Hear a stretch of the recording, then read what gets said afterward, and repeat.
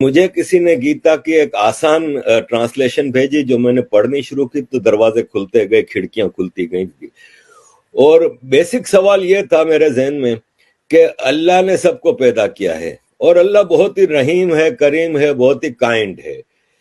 تو پھر میں یہ سوچتا تھا کہ پھر ایک کائنڈ ہے وہ کہتا ہے کہ جو کلمہ نہیں پڑھتا اس کو میں جہنم کی آگ میں جلاؤں گا. تو میں سوچتا تھا کہ یار میرے بچے ہیں، اگر اس میں سے ایک بچہ میری بات نہیں مانتا تو کیا میں اس کو آگ میں جلا سکتا ہوں؟ تو جب میں ایک انسان نہیں کر سکتا تو وہ رحیم و کریم کیسے یہ کر سکتا ہے؟ تو مجھے گیتا میں اس کا جواب یہ ملا کہ اللہ کہتا ہے قرآن میں کہ بھائی میری بات نہیں مانو گے تو میں جہنم کی آگ میں جلاؤں گا. گیتا میں بھگوان کرشن کہتے ہیں ارجن کو کہ میں نے تمہیں سارا گیان دے دیا، ساری باتیں سمجھا دی، اب یہ تم پہ ہے، تم مانو تو مانو، نہیں مانو تو نہیں مانو. اسی طرح قرآن میں ہے کہ آپ صرف ایک اللہ کی عبادت کرو گے، باقی اگر کسی کی عبادت کرو گے تو آپ جہنم میں جاؤ گے. گیتا کہ کہیں آپ کو کنفائن نہیں کرتی کہ آپ صرف کرشن جی کی پوجا کرو گے یا آپ گنپتی جی کی. وہ کارما پہ سارا زور ہے کہ اپنے عمل اچھے بناؤ، انسان، جانور، پھل پھول پودے ہر چیز کا خیال رکھو. اور یہی آج کا سائنٹسٹ کہتا ہے کہ کلائمیٹ کے حوالے سے اور یہ سب چیزیں. گیتا کہتا ہے کہ نرم صاف ستھری فوڈ کھاؤ، وہی آج کل بایو فوڈ کے اوپر بہت زیادہ زور ہے. تو یہ سارے جوابات مجھے گیتا سے ملنے لگے. اور پھر مجھے ایک خوبصورت دھرم سے انٹروڈکشن ہوا جس میں سارے انکلوسیو فیسٹیولز ہیں کہ آپ سارے فیسٹیولز، ایک تو فیسٹیولز کا دھرم ہے، اس میں کہیں کوئی مار کٹائی یہ وہ نہیں ہے، نان وائلنس ہے ٹوٹل. اور اس میں انکلوسیو ہے کہ آپ سب کو دیوالی کی برفی کھلائیں، آپ سب کے ساتھ مل کے ہولی منائیں، دیوالی منائیں، یہ وہ.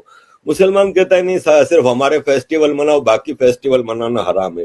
اس طرح کی کئی چیزیں مجھے کئی سیکھ ملی جس سے مجھے یہ فیل ہوا کہ یہ جو ہندو دھرم ہے نا، سناتن فلسفی، یہ ایسا نہیں ہے جیسے ابراہمک ریلیجن میں ہے کہ ایک آدمی آتا ہے اور کہتا ہے کہ میں جی ہوں پروفٹ، مجھے اللہ نے بھیجا ہے اور مجھے یہ کتاب دی ہے اور یہ آسمان سے اتری ہے اور یہ رولز آف لائف ہیں، یہ آپ نے ہر حالت میں فالو کرنے اور تلوار کے زور پہ.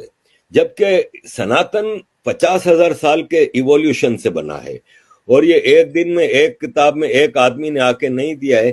اس میں وید آئے، پرانے آئے، گیتا، رامائن، اس میں مختلف دور میں مختلف سیکھ دی گئیں اور ایک بیسک آئیڈیولوجیکل فیض ڈیولپ ہوا جس میں کہیں بھید بھاؤ نہیں ہے.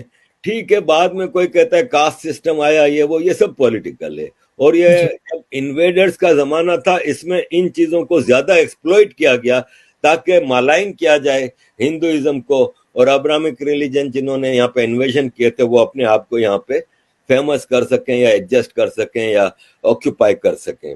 تو باقی ادروائز میں نے دیکھا ہے کہ جیسے عورتوں کے حوالے سے سب سے زیادہ مجھے مشکل یہ آتی ہے کہ دیکھیں دنیا کی 50% پاپولیشن ہے نا وہ عورتیں ہیں، لیڈیز ہیں، فیمیل ہیں، مہیلائیں ہیں. اور اسلام میں کلیئر الفاظ میں، آج صبح ہی میں نے ویڈیو لگائی ہے کہ کلیئر الفاظ میں کہا ہے کہ عورت ہے نا وہ مرد کی غلام ہے، اور مرد جب جس وقت جیسی بھی حالت ہو عورت کی وہ بلائے تو عورت اس کو اوبے کرے. اور ایک طرف کہا جاتا ہے کہ اسلام نے عورت کو اتنا بڑا درجہ دیا کہ اس کے پاؤں کے نیچے جنت رکھ دی، لیکن وہی ماں اپنے شوہر سے کے ہاتھوں پٹتی رہتی ہے، وہی ماں اپنے بیٹے کی اجازت کے بغیر گھر سے باہر قدم نہیں رکھ سکتی. وراثت میں آدھا حصہ، گواہی آدھی. پروفٹ محمد کہتے ہیں کہ میں جب گھوڑے پہ بیٹھ کے اڑ کے آسمان جا رہا تھا اللہ سے ملنے کے لیے تو مجھے جہنم دکھائی گئی، تو میں نے کہا جہنم عورتوں سے بھری ہوئی ہے. ایک عورت نے سوال کیا کہ یا رسول اللہ ایسا کیوں تھا؟ تو بولے اس لیے کہ وہ اپنے شوہر کی بات نہیں مانتی، یعنی غلامی کرو تو تم لوگ تو 50% پاپولیشن کے رائٹس تو ویسے ہی ختم ہو گئے. جبکہ ہندو دھرم میں دیویاں ہیں عورتیں، مسلمانوں میں کوئی دیوی نہیں ہے لیکن ہندو دھرم میں دیویاں ہیں.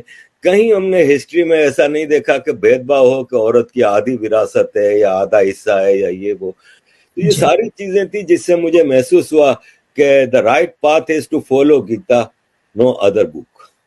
جی بہت اچھی بات ہے، مجھے تو بہت خوشی ہوتی ہے آپ نے اتنا اچھا مطلب گیتا کو سمجھنا. میں بھی بہت لیٹ سمجھی، لیکن سمجھے تو پتا چلا کہ کیا تھا ابراہمک ریلیجن اور کیا ہے یہ، اس کے بھید ہی ہمیں پتا چل جاتے ہیں.